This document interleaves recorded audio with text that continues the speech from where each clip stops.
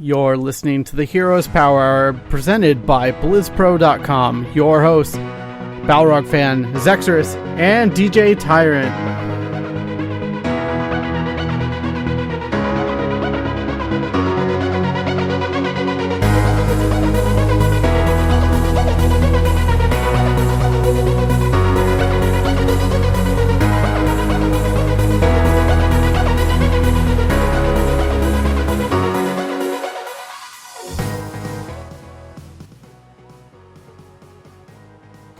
What is up, everyone, and welcome to the Heroes Power Hour. This is a Heroes of the Storm podcast brought to you by BlizzPro.com. This is episode 69. 69 different episodes of this show that we've been able to do.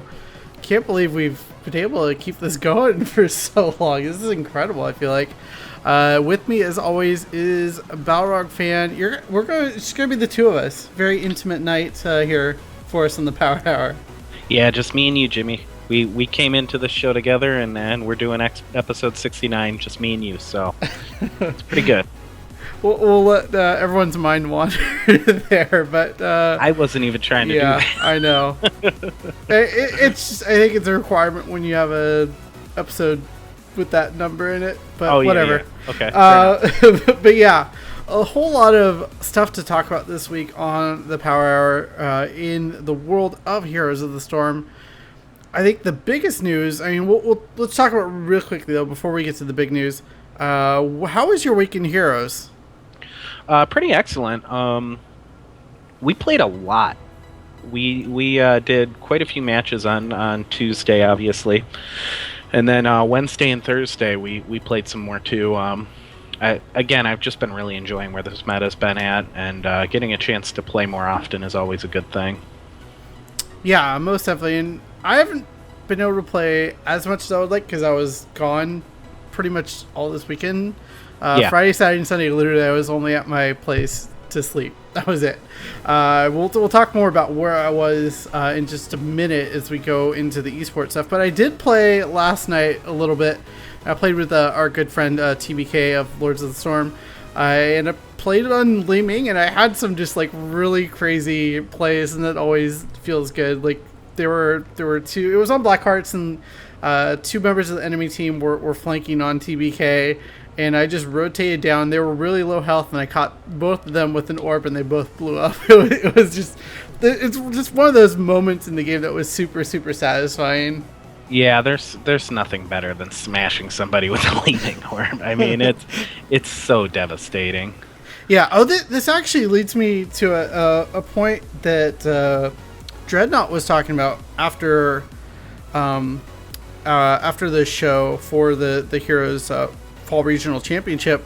He was talking about how Zul had the highest win rate at release, but it didn't feel bad compared to how bad Li Ming felt when she was released. And it was just really interesting hearing him talk about that and talking with him about that, where it's like, you don't feel like you just are playing against a broken character with Zul at launch necessarily, but you're like, well, I just got outplayed and he pushed out that lane super far. But with Li Ming, it was like, F this is stupid Li Ming, just got resets for days and does damage from 5 million miles away. It was just an interesting talk about that, thinking about Li Ming. I think we brought that up a couple of times too. I know Zex was talking about it at one point, how Zul was actually a higher win rate, and he's been sneakily one of the most consistent heroes. Oh yeah. You see him everywhere, and some people don't really know how to play against him still. I think that kind of contributes to his high win rate as well. We've played plenty of times where I've picked up Zul and just been given a lane to just farm the entire game. It's like, well, okay. My main concern for Zul, especially, when I'm on support, is I try to always grab cleanse, and in big team fights, I try to make sure that cleanse is locked and ready to go on the first hero who they try to isolate, because that tends to be the plan with that bone prison. So. Mm-hmm. That tends to help a lot, making sure one of your heroes doesn't get caught out and an early 5-on-4 happens or something. Yeah, most definitely. But let's get into the news of the week. Obviously, today was patch day for Heroes of the Storm. Ariel is released in the store now and is available with a bundle. That bundle does have the demonic Ariel skin and a demonic Hell Steed mount. This looks like some cool stuff to pick up. I actually just picked it up because I really am excited for a new support hero. I feel like we talked to death a little bit about Ariel last week. I mean, we'll probably talk more next week as we get a real grasp on where she fits into this meta. Yeah. Not a lot of big changes from the PTR patch that we discussed last week to this one, but there were a few adjustments. I think it's in direct correlation with how the last few weeks have played out, and especially the recent NA tournament. And those changes come to Kerrigan and Zagara, who are arguably stronger than they've ever been right now. Yeah, I mean, Kerrigan, the Maelstrom, is getting dropped as far as the damage pulse is concerned from 41 to 37. And the Psionic Pulse talent level 4, the damage per pulse of her E is being dropped from 20 to 18. So just some minor damage adjustments there. I don't think it'll be too noticeable. It's such a small change, but it definitely helps people be able to maybe survive her grasp a little bit better. I feel like this is a really good change. It's targeting something that might be a little bit overtuned without going overboard because she has such a sudden high win rate. I think this will prevent her from, maybe not prevent her, but make it harder for her to just, run on to the next person. The first person who gets caught in that combo and starts eating all her damage, they're probably in trouble, but at least the AoE runoff that hits the other players won't allow her to open up another hero or two as easily. Yeah, it won't be as completely snowbally. Yes. But speaking of Snowball, Zagara also getting changes as well. Nidus Network, the cooldown reduction from basic attacks is reduced from 1 to 0.75 seconds. So a little bit of a change there. Talents are also getting touched as well. A lot of activity on her level 7 talents, but level 1 Infest, not a surprise that this is getting touched. The range minion damage boost reduced from 150 to 100%. We saw this picked up quite a bit, I think, just in general in play that we've seen. I mean, she was a great lane pusher before this big change, but now with Infest, it was just like, if you're on a big map, you're absolutely going to be grabbing that. I don't know if it was accounted for how much damage the minions would be doing when left alone on top of the Infest. 150 was a lot. I mean, she was pushing out lanes with relative ease when left alone for even moments. So I'm sure this will bring it back down the line a little bit, so she's not quite as the aggressive pusher. Yeah, I mean, I just popped up Hot Slugs here, and obviously, caveat, this is just Hero League, but she is number 1, 56.3%, so they're definitely watching her, making sure that she doesn't go too out of control. The level she 7 doesn't have a bad map with the I was just going to say, she doesn't have a bad map now with the changes to Nidus Network. No. Her global presence, on top of the fact that she can push out lanes, makes her strong on... There isn't a map you don't want that on. For sure. But we are having the level 7 talents get changed as well. Bile drop at E, decrease the amount of bonus damage gained from hitting heroes from 10 to 5%. And then that Mutalisk talent at level 7, the movement speed decreased by roughly 11%. So more changes to some of those more popular talents. Yeah, I think the Bile drop, it's adding a lot of sneaky damage, because that's the second change we've seen to that already, right? Yeah. So... almost like Toads, kind of, to a degree, I feel like. Yeah, that makes sense. I feel like the reward for hitting a direct Bile drop should be something, but I don't know. With the amount of damage she's already putting out, it might just be a little bit much. So we'll see if this brings her closer to an inline kind of performance, so that where she doesn't feel like she doesn't have many weaknesses.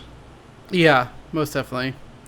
But we're going to transition now. We've talked a little about the patch. We talked a lot about the patch last week, so if you're curious about our thoughts about kind of all the changes that are in for heroes this week, listen to episode 68 from last week. You can hear a lot of our opinions on that. But this weekend, we had our first North American Regional for fall, and we got the second team to qualify for the World Championship at BlizzCon in November. And it was someone I don't think any of us predicted except Charlie. Yes. There we go. The Murloc geniuses bringing it home. German pride. So, Go cattle. Okay, first of all, we were just talking about Zagara. You absolutely noticed this, but every game that Cthon Luck got Zagara, they won. Yeah. Yep. I pointed it out pretty early on how heavily they were, because we were talking as the championship was playing out over the weekend. We have a group chat going generally, and yeah, I mean the games where they banned out Zagara, she looked strong, and then, I mean, inexplicably in the last game, they just decided to give Murloc Zagara, and she did a lot of work. Yeah, so they played Gale Force Esports in the grand finals. I still don't understand why they didn't ban her on towers. Like, I know it's not like necessarily the greatest map for her, but I mean, obviously, earlier in the series, they had proven that Zagara was a problem. I get it was a really difficult position, I think, for Gale Force there. They had won 2 games. They were on match point. They're like, all right, let's just let him have the Zagara and see what happens, I think. And obviously it bit them in the butt. And I forget, I think on Blackheart's Bay, what did they do? They did something weird. They did... it was like a really weird ban. It was like Tyrael, I think, first ban or something like that.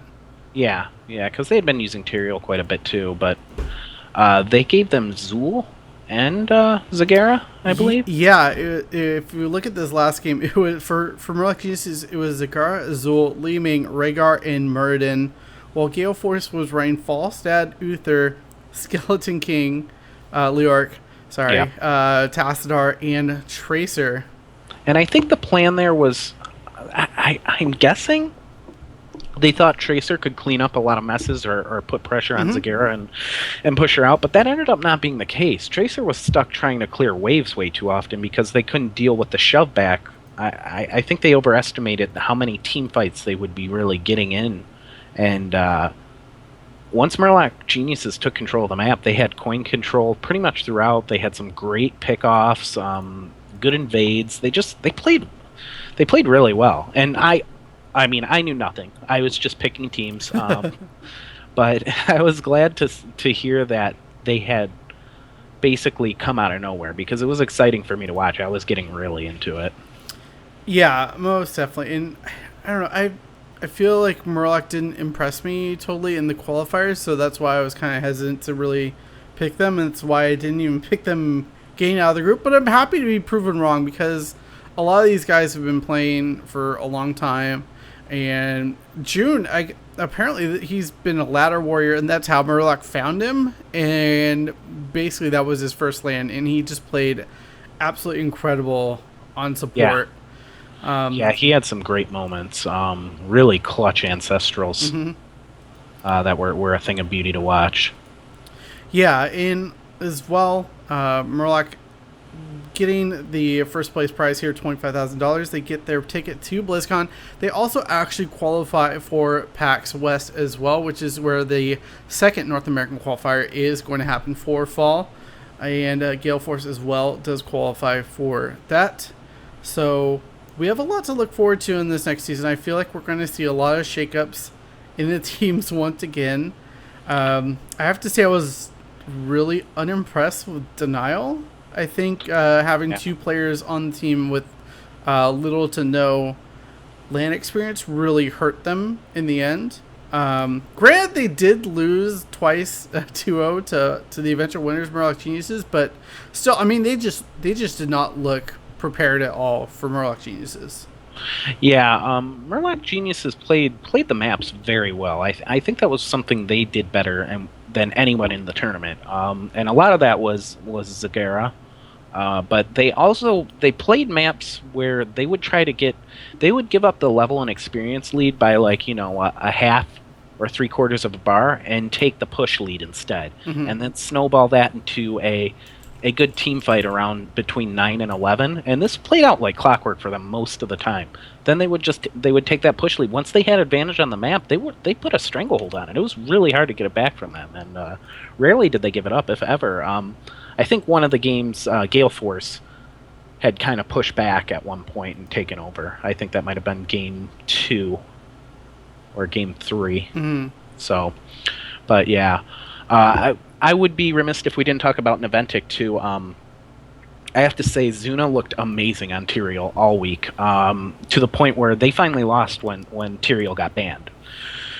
Because he was putting in a lot of work with Tyrael most of the games, and teams started getting wise to that, and I saw Tyrael bans coming in more often just to kind of keep Zuna off of him. But they played a very solid game most of the week, and they did. And I think basically what Gale Force did was, at one point, it was one game. Let me see if I can find out exactly the draft.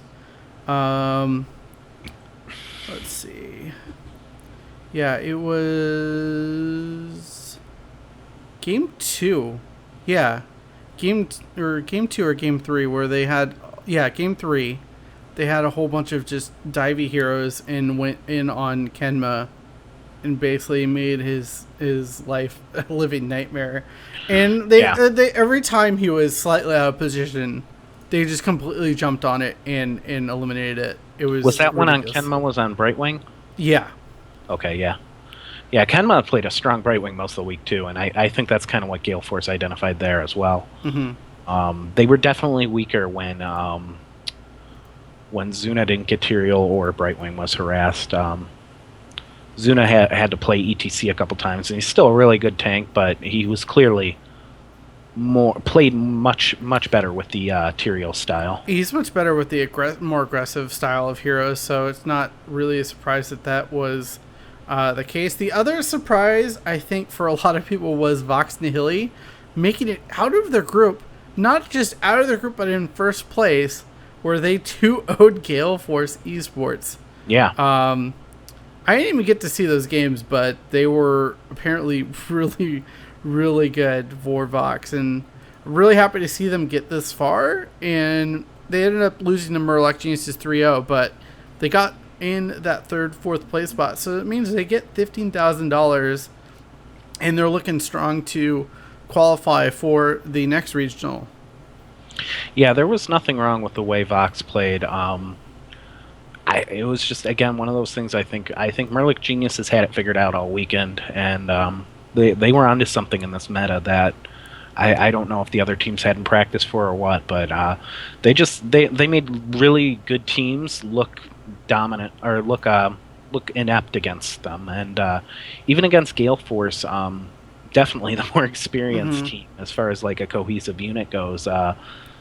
They were able to get under their skin a bit and take the run back for 2 in a row. So yeah, most definitely. And I think overall Naventic looks a little shaky to me. And just overall, really, besides Murloc Geniuses, I feel like this meta has really shown a lot of the flaws of a lot of these teams and how shallow their hero pool is. I know that's something you wanted to talk about. Is there anything you specifically noticed that you just want to discuss here? Well, with the meta shakeup, I mean, it's pretty apparent that there are a lot of effective heroes in this meta that aren't being used or are suddenly starting to be showcased. I'd say Tyrael is almost being undervalued, and this was one thing Zuna did very well with showing off, was how good he is at being an off support almost with that shield when you use it properly with your team's positioning. He was bailing out a lot of people with that shield.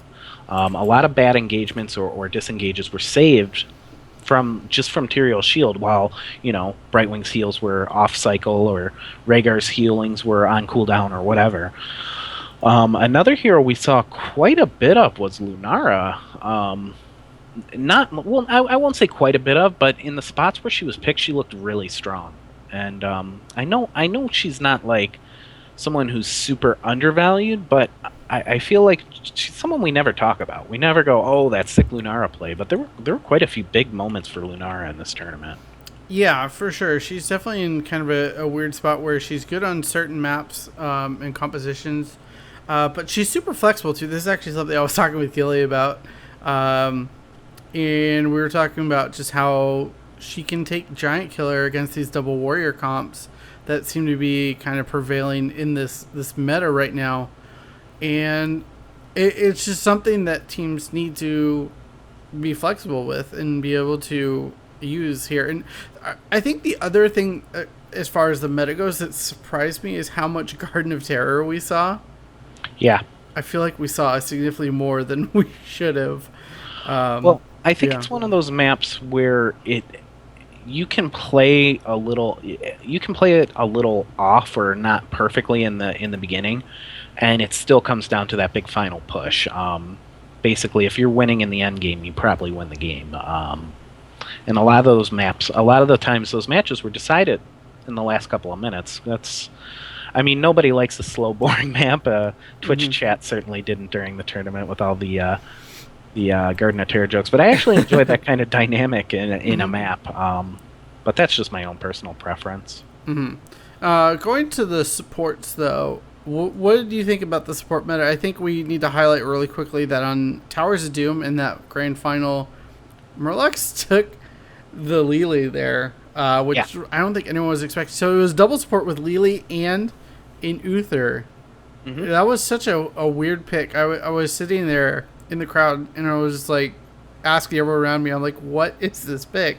Well, obviously in the end it worked out for them. And why do you think that worked out for them in that game? I mean, there was a lot of auto attack damage, I feel like, that was taken off the board because of that. Yeah, and the play of Lily won them that round. And if I'm not mistaken, was she taken in the last pick or two? It was the last pick, yeah. Last pick. Okay. Well, first off, the other team had no hard stuns to deal with her. Gale Force had zero ways to really just take her out of her ult or stop her from doing what she's doing. She does a lot of preventative things, like topping off damage and obviously blinding and mitigating damage. That takes out some of the auto attack. And she's great on that map. That map has a lot of long-term fights. You don't see a lot of like quick blow-ups. Take all the shrines, it's over. It's not like a heavy rotational map. You're forced to fight in a lot of certain spaces, and when you can't get to her, I mean, time and time again, a team fight would go on, and then 15 seconds into the team fight, suddenly here come the healing jugs, and Murlocs looks topped off, and Gale Force was absolutely devastated. So there's definitely places for her on maps. Her win rate has been rising. She's overall just she's the kind of support who does well if the other team has no answer for her. And I think we're going to see people take that into consideration when they know a potential last pick could be Lily, and they have a choice between someone who has a hard stun and someone who doesn't. I'd say Thrall. I mean, I know we were talking supports. It just came across my mind. Thrall didn't look that hot this weekend.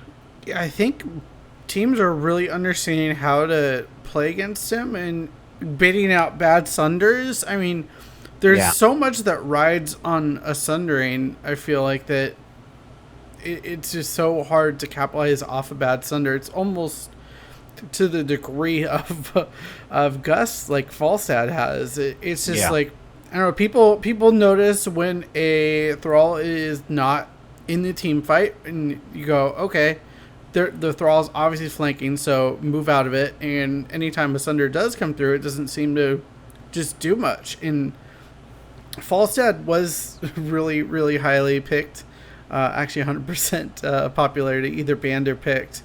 Yeah. So, I mean, there was that. Thrall was kind of in the medium range, around 47% popularity. So, I mean, he kind of had his flashes here and there, but I every game I saw him in, I didn't feel like I was impressed by anything he brought to the table for these teams. Yeah, we are well out of the age of Thrall and Illidan. All hail our new Overlord Kerrigan.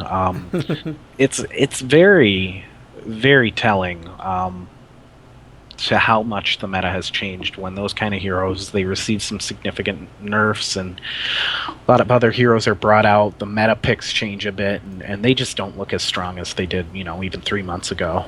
Yeah, I mean, even Illidan, he got some pretty good picks in bans, but I mean, he he didn't look particularly great in Yeah, the matches either.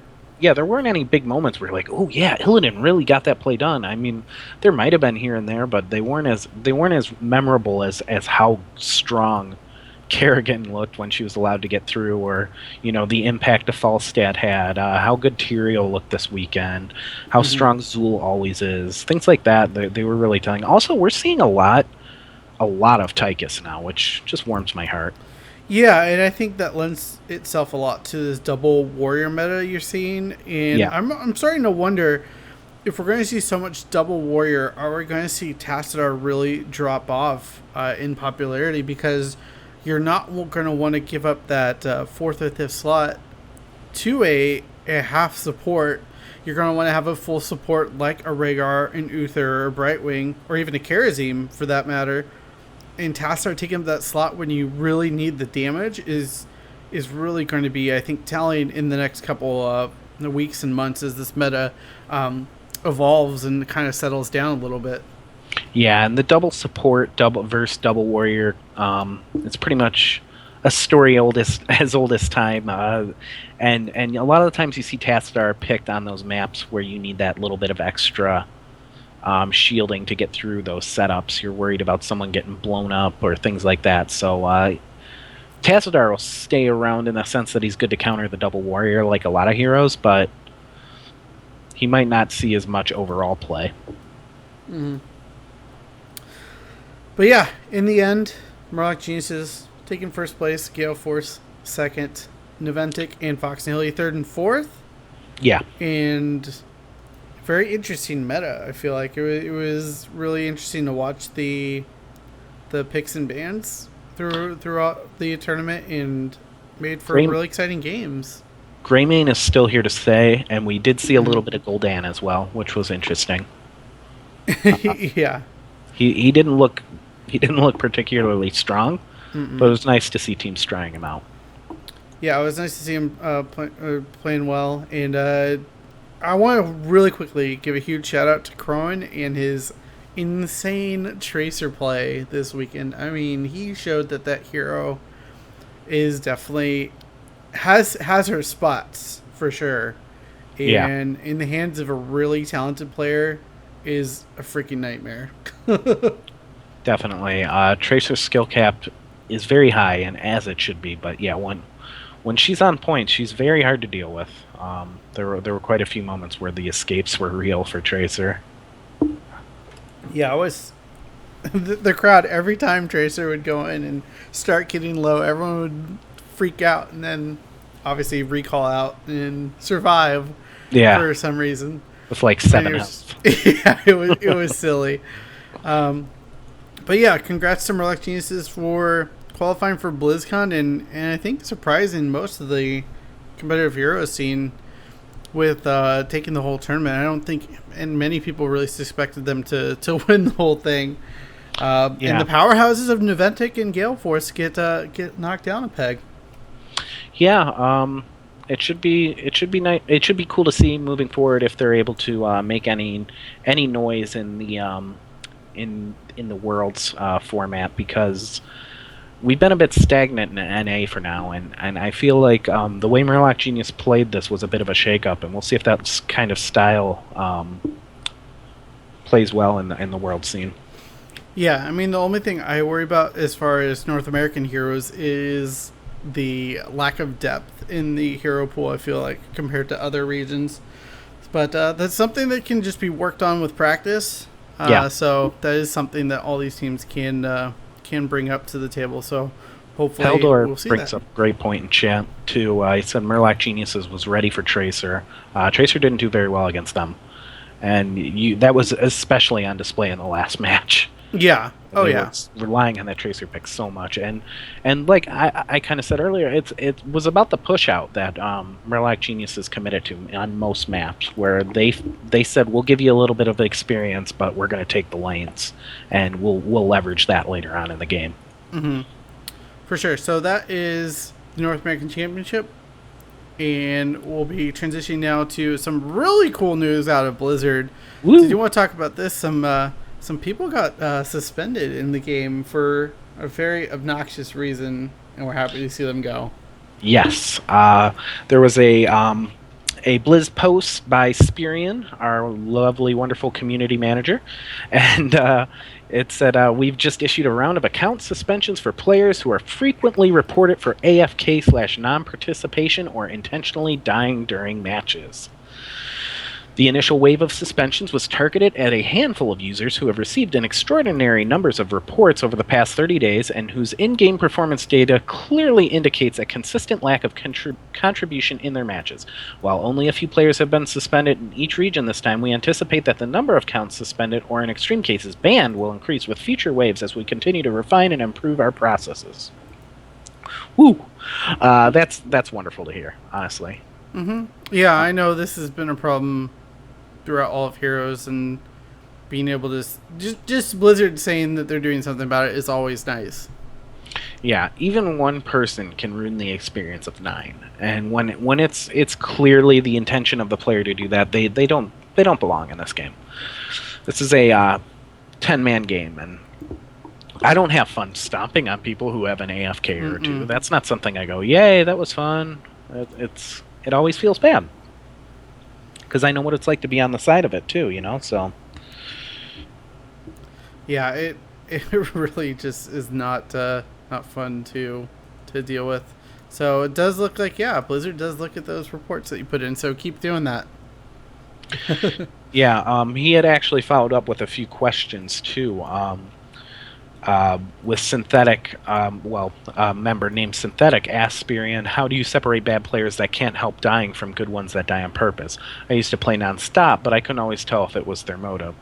And he said, "So for the time being, we're focusing on the most extreme cases. Imagine a player who spends 70% of their in-game time dead with 0 assist and kills, no siege damage dealt, experience earned, etc. Then imagine this player behaves this way in a large majority of this game." So they're targeting the extreme offenses, obviously, right now.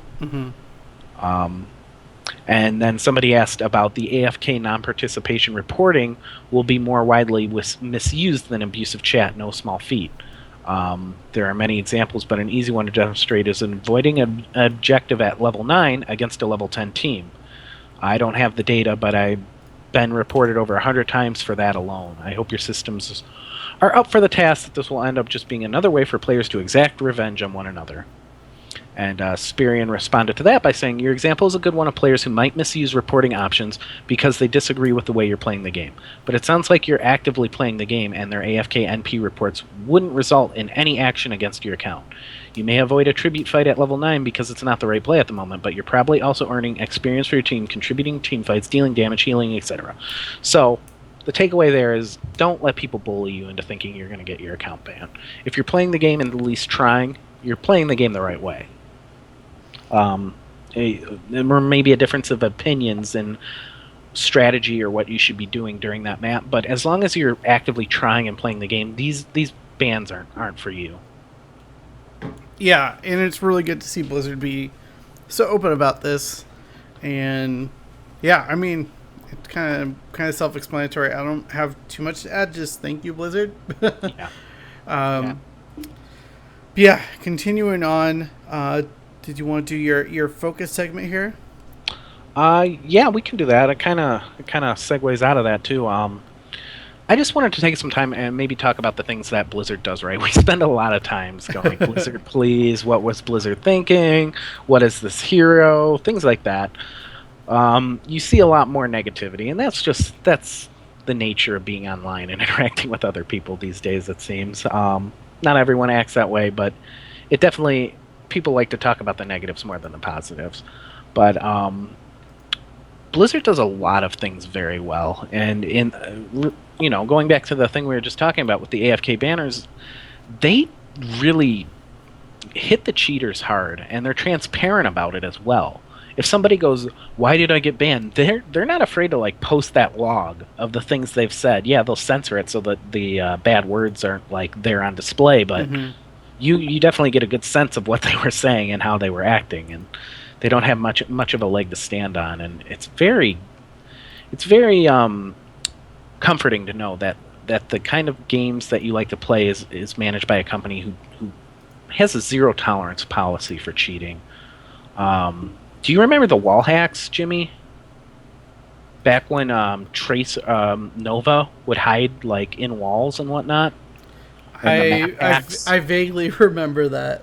Yeah, that wasn't around for more than like a week and a half. Like they found out who was doing that, and they got permabanned, and it was pretty swift because nothing takes away from the integrity more than being a sniper and knowing exactly where everybody is at all moments of the game. So. Mm-hmm.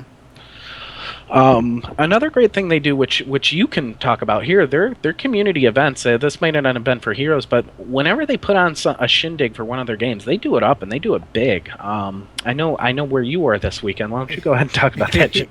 Yeah, I actually got an email from Blizzard inviting me to go down to Los Angeles and go to a party kind of celebrating the new Hearthstone expansion called One Night in Karazhan, and they basically converted this top floor of this building into Karazhan. Like literally, they just themed it all exactly like Karazhan. For someone, a fan like myself, who's played Warcraft a whole bunch and has a whole lot of history with Warcraft and doing the Karazhan raid and all that stuff and being super familiar with the lore and everything, it was just super cool. Like in getting together with all these community people was really really awesome, and Blizzard just knows how to treat their community influencers so well. And yeah, if you haven't seen it, the Hearthstone community team has already put out videos and pictures from the event.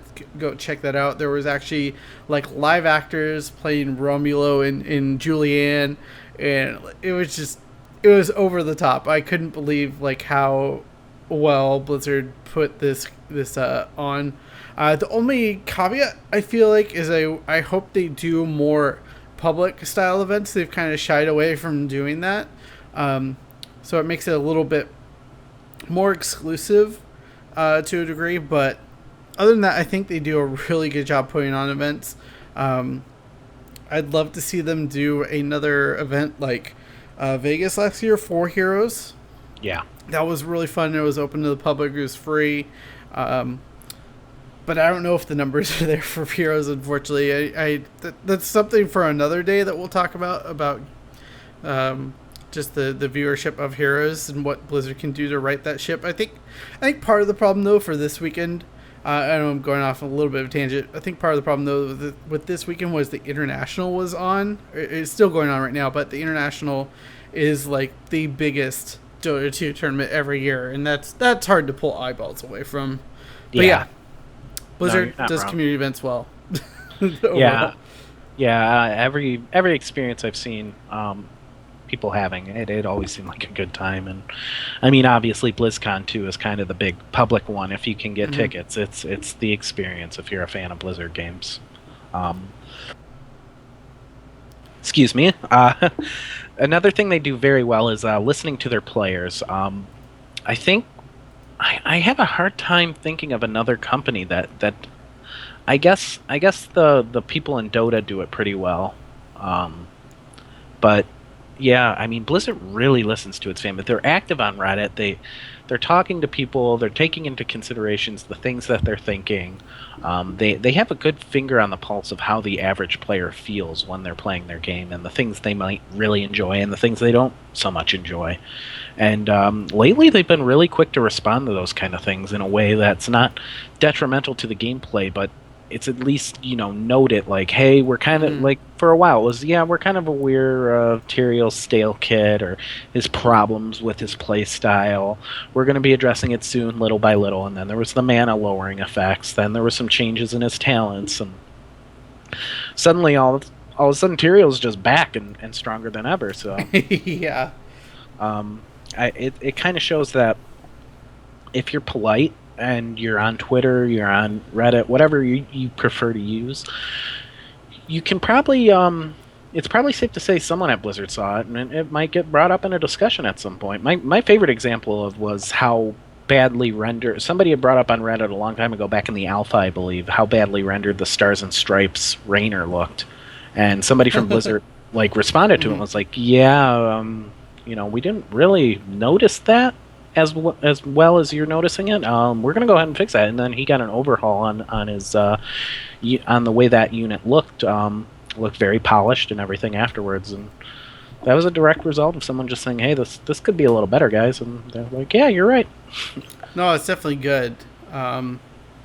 We're going to transition now into a story that kind of it's almost a little bit meta in and of itself, but it's about the community itself and about a specific community member.